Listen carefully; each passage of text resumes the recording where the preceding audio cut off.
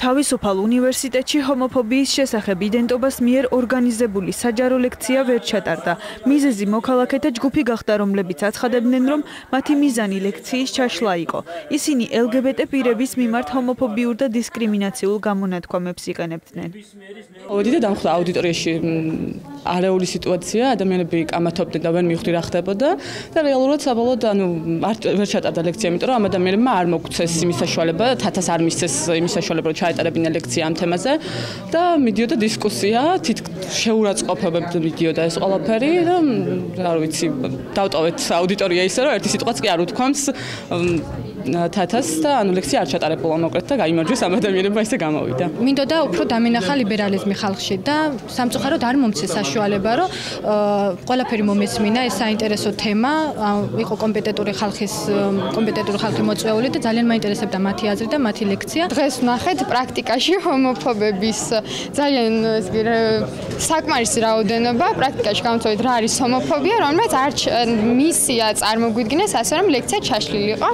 ლექცია ჩაიშალა, იმიტომ რომ დაახლოებით საათნახევრის განმავლობაში ეს ადამიანები გამოდიოდნენ ბრალდებით, რომ ესე იგი წახალისდება მამათმავლობა და როგორი შეურაცხყოფლები არიან თვითონ. პროექტს ესე ქვია გენდერისა და სექსუალურ საკითხებზე სტუდენტების გრძნობელობის გაზრდა.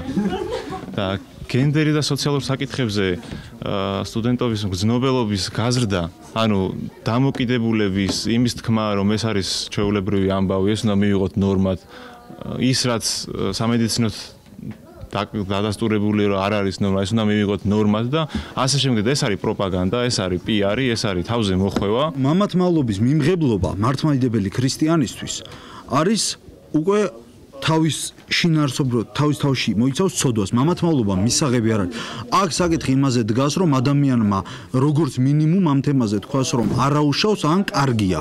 და როცა შენ ამბობ, რომ ამ თემას არაუშავს ან კარგია, ეს უკვე ეწინააღმდება ღვთის კანონს და არღვევს. ლექცია სახელწოდებით ჰომოფობიის სოციოკულტურული ასპექტები ილიას უნივერსიტეტის პროფესორ თათა ცოფურაშვილს უნდა წაეკითხა. დაახლოებით 2 საათის განმავლობაში აუდიტორიაში იმყოფებოდა უნივერსიტეტის ადმინისტრაციის წარმომადგენელიც. თუმცა ლექცია მაინც ვერ შედგა. როგორც თავისუფალ უნივერსიტეტში აცხადებენ, მათ საჯარო ლექციაზე დასწრებასთან დაკავშირებით შეზღუდვა არ აქვთ.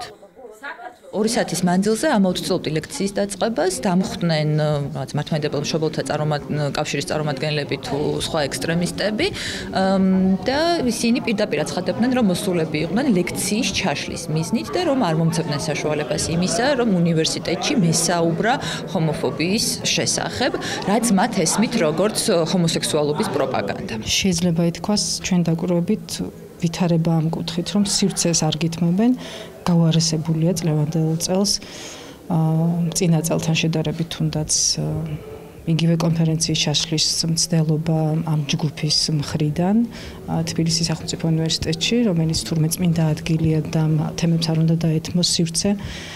არავითარ შემთხვევაში, რაც განმეორდა აქაც. ჩვენს ყურამდე ამ ინფორმაციამ მოაღწია მხოლოდ დღეს დილას, როდესაც თვითონ უნივერსიტეტის წარმომადგენლებმა შეგვატყობინეს ამის შესახებ. თუ გავიყვანდით აუდიტორიიდან 4ჯერ ან 5ჯერ მეტი ადამიანი მოვიდოდათ ლექცია მაინც ვერ ჩატარდებოდა.